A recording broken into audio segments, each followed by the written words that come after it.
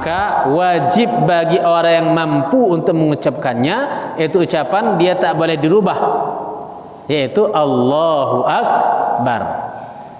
Kalau dirubahnya bagaimana? Wala tadurru ziyadatun la tamnu'al isma. Seperti apa? Tidak mengapa apabila pertambahan yang tidak mencegah nama Allah itu. Seperti dia sebutkan Allahul Jalilul Akbar, atau dia sebutkan Allahu Akramul Akbar. Nama-nama Allah itu ada berapa? Allahur Rahmanul Akbar. Tetapi tetap lafaz Allah yang pertama. Misalnya ada orang yang takbir, ya. Allahur Rahmanul Akbar. Kejut orang. Takbir apa pula ini, ada tambahan katanya. Ya. Ada tambahan. Ini aliran sesat ini katanya. Itu boleh dia menambah yang la tamna'ul isma, tidak mencegah nama-nama yang selain nama Allah, ya. Tetapi tetap ada itu Allah dan akbarnya. Tetapi tidak boleh dibalik tadi Allahu Akbar. Kalau dibalik jadi Akbarullah. Sah tidak? Tidak boleh. Kenapa? Artinya jadi berbeda. Allahu Akbar dengan Akbarullah itu beda arti. Kalau Allahu Akbar, Allah itu sebagai munada, maka akbarnya ini itu menjadi khabar, ya. Maka yang menjelaskan yang maha besar itu adalah hanya Allah yang maha besar. Jadi kalau lafaz Allahu Akbar, hanya Allah lah yang maha besar, yang lain semua kecil. Maka ketika orang azan Allahu Akbar, kita masih sibuk dengan pekerjaan kita, kita masih sibuk dengan tugas kita, kita melalaikan panggilan Allah, berarti kita sama mengatakan bahwasanya ini lebih besar, Allah itu kecil, secara tidak sengaja, ya. Kenapa? Karena lafaz Allahu Akbar kita meniadakan semua makhluk itu kecil. Kita mendahulukan Allah yang maha besar. Tugas yang pertama sekali itu adalah kepada Allah. Makanya di dalam hadis disebutkan oleh Rasulullah sallallahu alaihi wasallam, ya. Apa kata Nabi? I'mal lidunyaka ka'annaka ta'ishu abada wa amal li akhiratika ka'annaka tamutu ghadan. Bekerjalah kamu, berbuatlah kamu untuk duniamu, ka'annaka ta'ishu abada, seolah-olah kamu hidup 1000 tahun dan selama-lamanya. Kalau kita beramal, kita kerja seolah-olah kita hidup 1000 tahun. Tetapi kata Nabi, wa'mal li akhiratika ka'annaka tamutu ghada, dan beramallah untuk akhiratmu seolah-olah kamu akan mati besok hari. Maknanya bagaimana? Kalau kita kerjakan ini, entah lagi pasang batu atau lagi ngetik atau lagi ngapain, ya, maka nanti pun masih bisa kita kerjakan. Kenapa? Masih hidup kita, masih hidup besok kita masih hidup, masih bisa dikerjakan lagi nanti. Tetapi ketika sudah panggilan Allah, sudah masuk waktu salat, wa'mal li akhiratika ka'annaka tamutu ghadan, beramallah untuk akhiratmu seolah-olah engkau akan mati. Kalau kamu tinggalkan, ketika engkau angkat batu tiba-tiba mati, belum lagi salat. Maknanya kita dahulukan akhirat kita daripada dunia. Dunia ini hanya sebentar saja. Kita mati, ketika kita sudah mati maka di akhirat nanti adalah kekal abadi. Maka yang kita dahulukan adalah Allahu Akbar, Allah yang maha besar. Ketika kita sebutkan akbarullah, yang besar itu adalah Allah. Kalau akbarullah, yang besar itu adalah Allah. Berarti yang besar itu adalah Allah. Selain Allah ada lagi yang lebih besar. Makanya dalam bahasa Arab itu peletakan lafaz itu bisa merubah artinya. Kita sebutkan Allahu Akbar, maka tiada yang lebih besar selain Allah. Ketika kita sebutkan akbarullah, maka yang besar itu adalah Allah. Berarti masih ada yang lebih besar dari Allah. Jadi tidak boleh dibalik. Wa man ajiza tarjama. Barang siapa yang dia tak mampu, maka dia terjemahkan. Maka bagaimana dia terjemahkan? Misalnya seorang muallaf. Seorang muallaf. Nah, ini yang disebut oleh Nabi Muhammad SAW dalam hadisnya, yaitu dalam hadis yang dia tidak mampu untuk sholat. Ada seorang yang datang dari suku Badui, dari perkampungan, datang ke Masjid Nabawi. Kemudian sampai dia di Masjid Nabawi, kemudian dia sholat, Allahu Akbar. Dia sholat. Selesai dia sholat, maka kata Nabi, "Shalli fa innaka lam tusalli." Sholat, ulangi sholatmu. Kau belum sholat. Diulanginya lagi. Sholatlah dia. Selesai itu kata Nabi lagi, "Shalli fa innaka lam tusalli." Sholat, engkau belum sholat. Diulangi sampai 3 kali. Sampai 3 kali, maka dia nyerah. Ya Rasulullah, aku tidak pandai cara sholat selain yang ku kerjakan. Baru diajarkan Nabi, "Idza qumta ila shalah fakabbir." Jika engkau mau sholat, maka kabir, bertakbirlah. Kemudian faqra ma tayassara ma'aka minal Qur'an.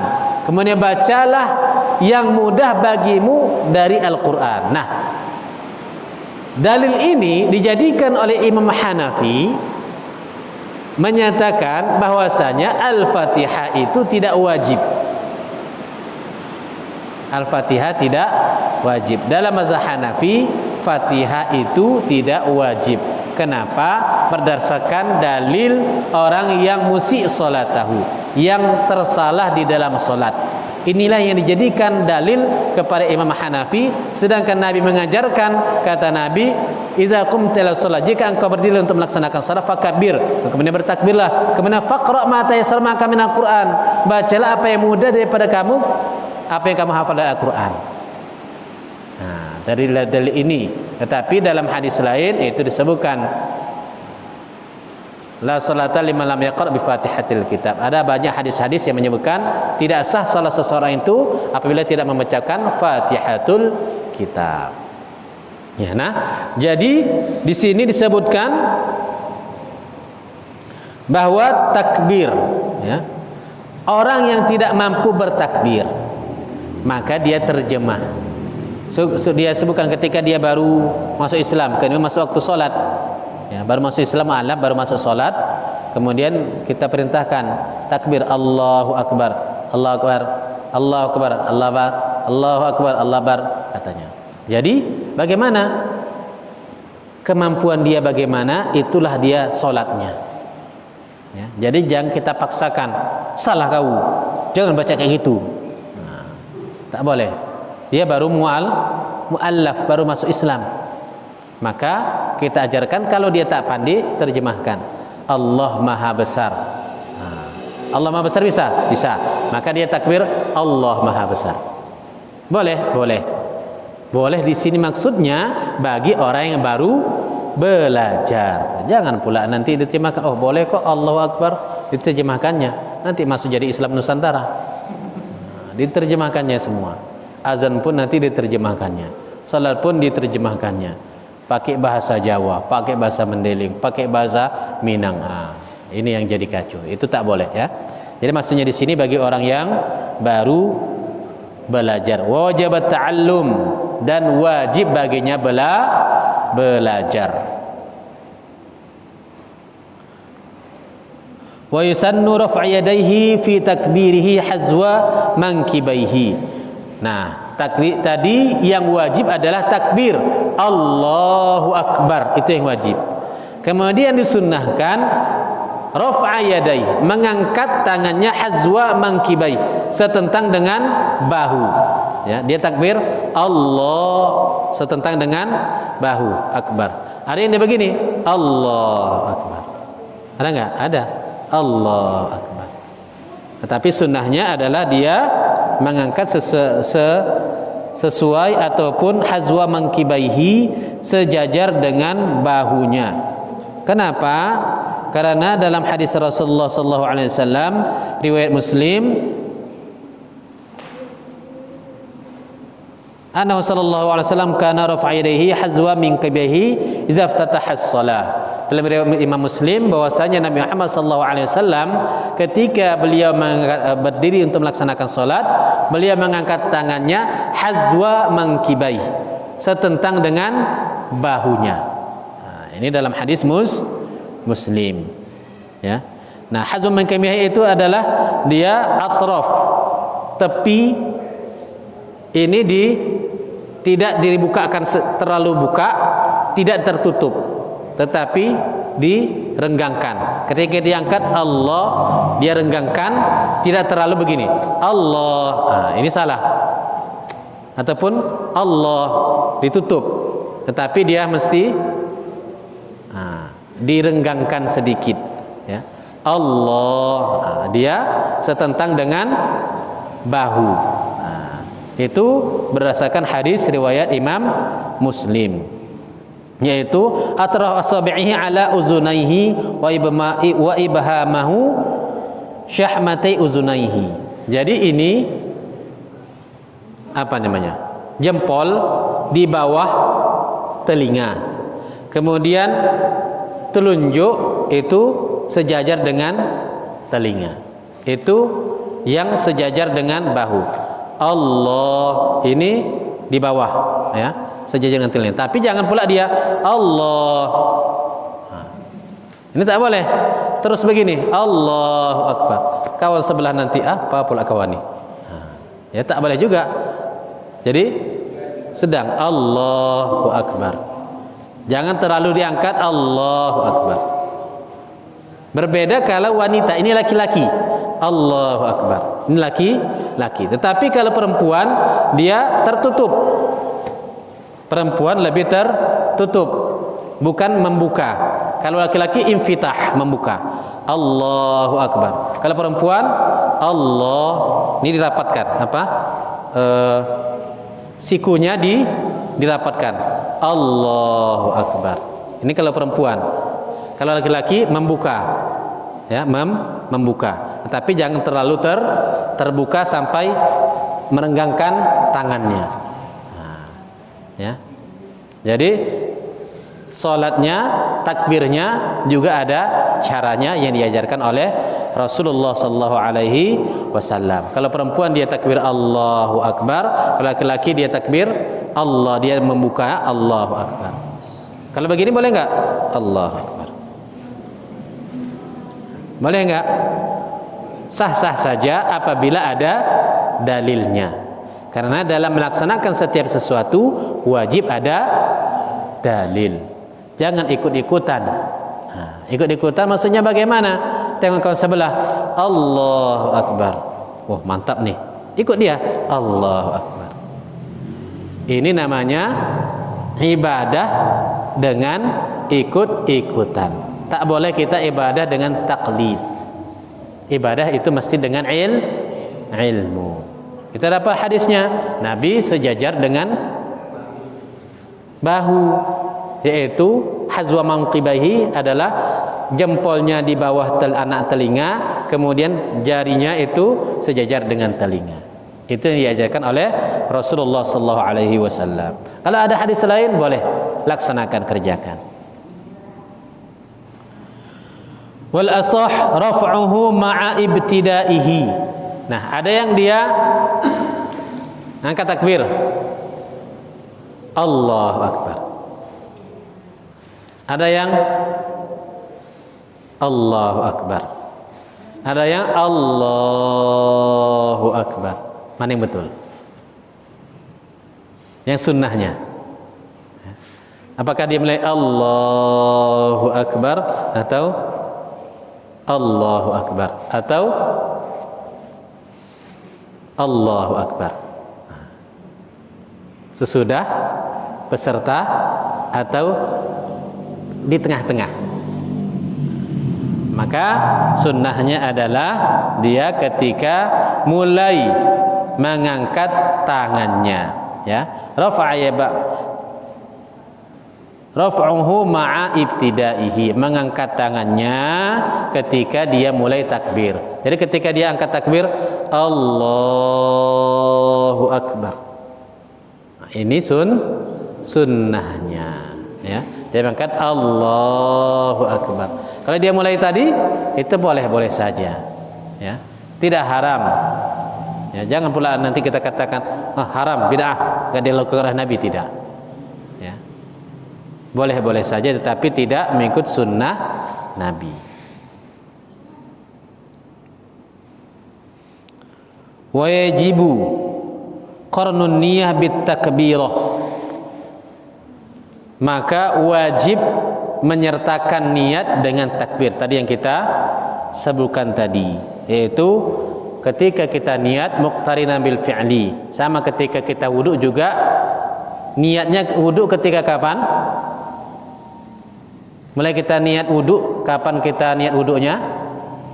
Ketika basuh tangan atau basuh wajah?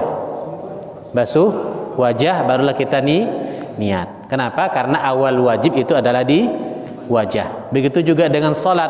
Salat awal salat itu adalah takbir. Maka kita niat adalah ketika mengangkat takbir. Kemudian yang ketiga, sampai 3 aja kita buat. Asalis al-qiyam fi fardil qadir. Berdiri bagi yang mampu. Ya. Berdiri bagi yang mampu.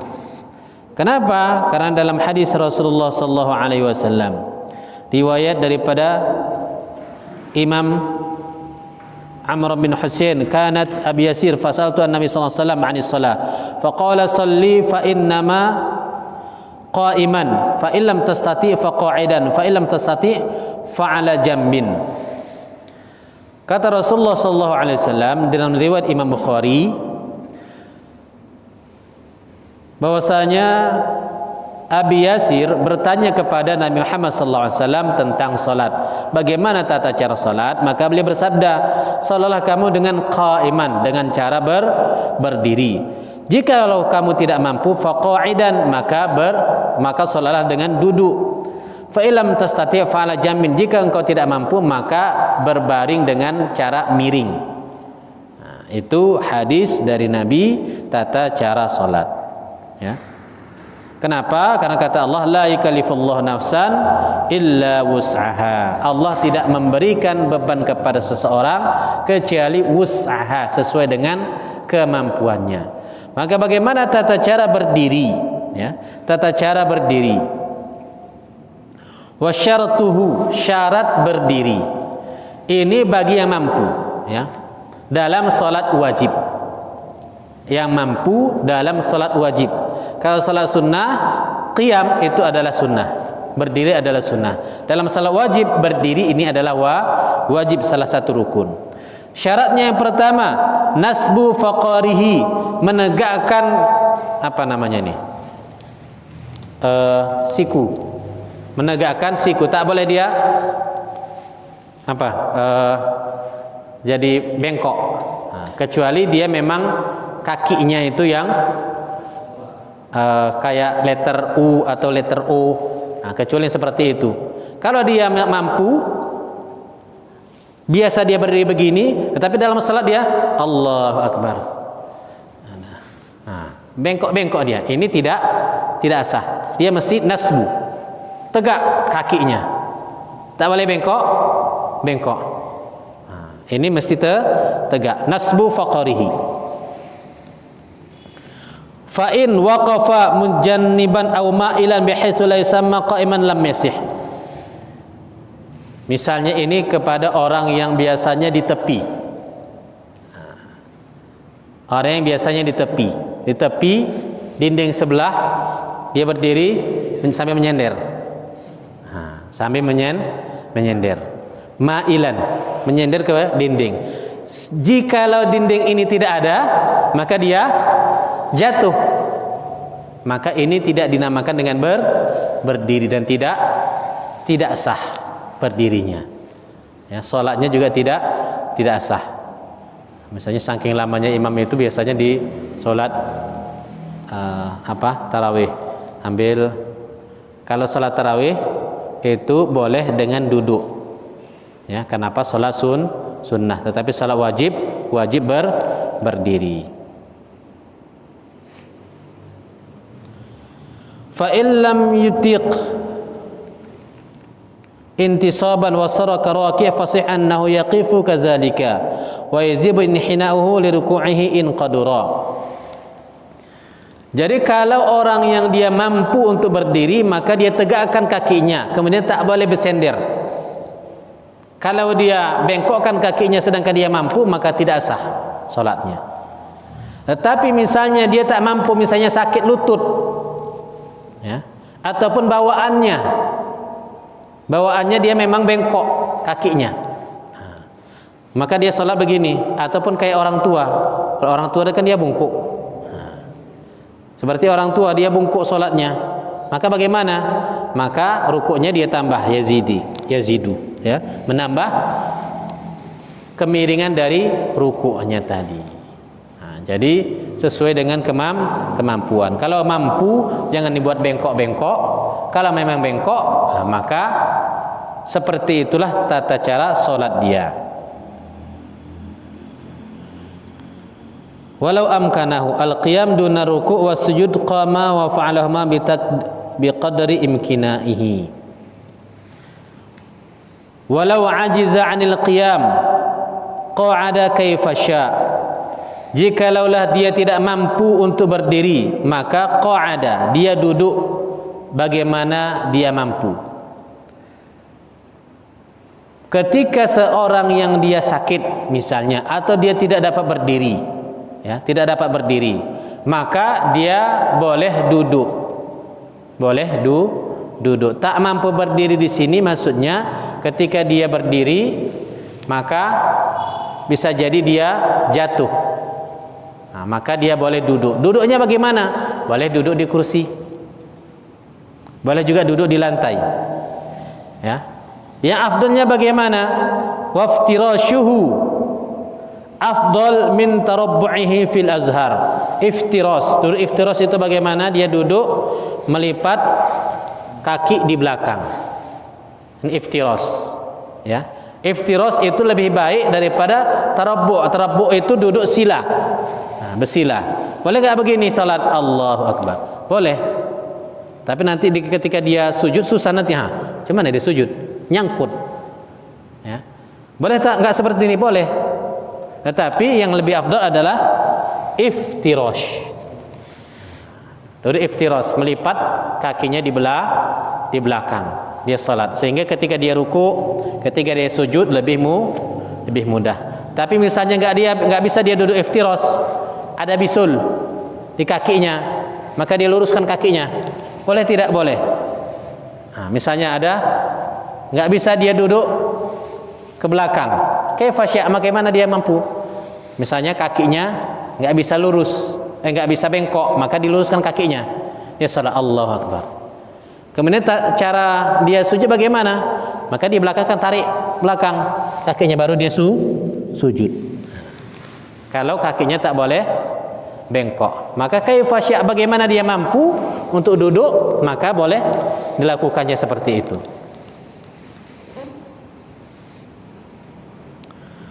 Fa in ajiza 'anil qu'ud shalla li jambihi al-ayman. Ketika dia tidak mampu untuk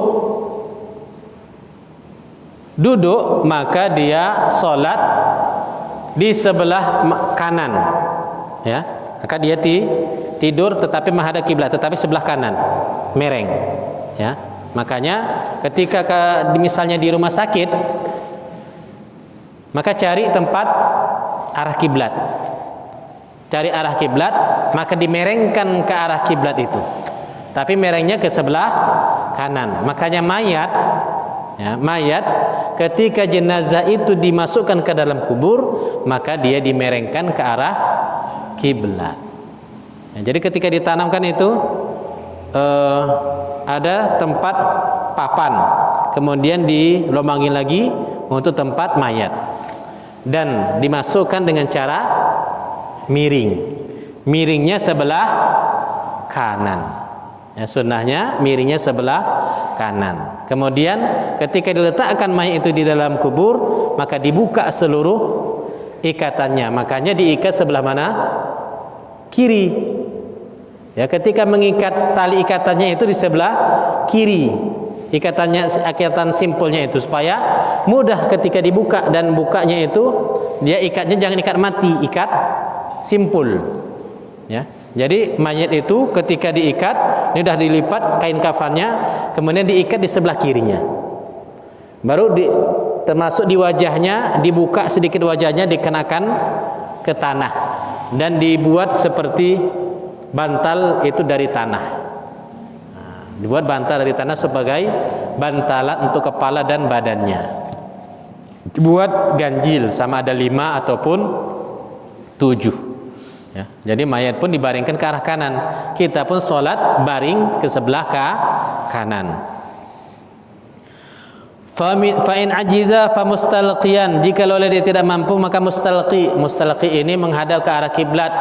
Maka kakinya hadapkan ke arah kiblat, kemudian letakkan bantal yang lebih tinggi di kepalanya untuk menghadap ke arah kiblat. Ya. Jadi mustalqi. Walil qadir an-naflu qa'idan wa kadza muttaji'an fil asah. Dan bagi orang yang mampu dalam salat nafil boleh dia juga duduk. Begitu juga boleh dia berbaring. Dalam salat sunnah itu boleh kita duduk, tidak wajib. Tapi sunnahnya adalah berdiri dalam salat sunnah. Maka ketika kita salat sudah diajarkan oleh Nabi bahwasanya kalau tidak mampu berdiri maka kita boleh duduk, tidak mampu duduk maka dengan tata cara memiringkan badan, ya, ke arah kiblat sebelah kanan, tidak mampu maka menghadap ke arah kiblat yaitu dengan telentang, tidak mampu juga maka dengan isyarat mata, ya. Tak mampu juga berarti dah dia maka disolatkan. Makanya tidak ada istilah, nggak ada alasan orang itu tidak solat, ya. Karena salat itu adalah hatal mamat, sampailah dia meninggal dunia dipanggil oleh Allah Subhanahu wa taala. Ar-Rabi' wallahu a'lam. Insyaallah kita akan sambung di lain kesempatan. Astaghfirullahalazim, astaghfirullahalazim, la ilaha illa huwal hayyul qayyum wa atubu ilaih. نعوذ بالله من الشيطان الرجيم. بسم الله الرحمن الرحيم. الحمد لله رب العالمين، حمدا ناعما حمدا شاكرا حمدا صابرين، حمدا يوافي نعمه ويكافئ مزيدا. يا ربنا لك الحمد كما ينبغي لجلال وجهك الكريم وعظيم سلطانك. اللهم علمنا ما ينفعنا وانفعنا بما علمتنا وارزقنا علما يا ارحم الراحمين. اللهم فقهنا في الدين، اللهم فقهنا في الدين وعلمنا التأويل. ربنا ظلمنا انفسنا وان لم تغفر لنا وترحمنا لنكونن من الخاسرين. ربنا هب لنا من ازواجنا وذرياتنا قرة اعين واجعلنا للمتقين إماما. ربنا آتنا في الدنيا حسنة وفي الآخرة حسنة وقنا عذاب النار. صلى الله على سيدنا محمد النبي الأمي وعلى آله وصحبه وسلم والحمد لله رب العالمين. السلام عليكم ورحمة الله وبركاته.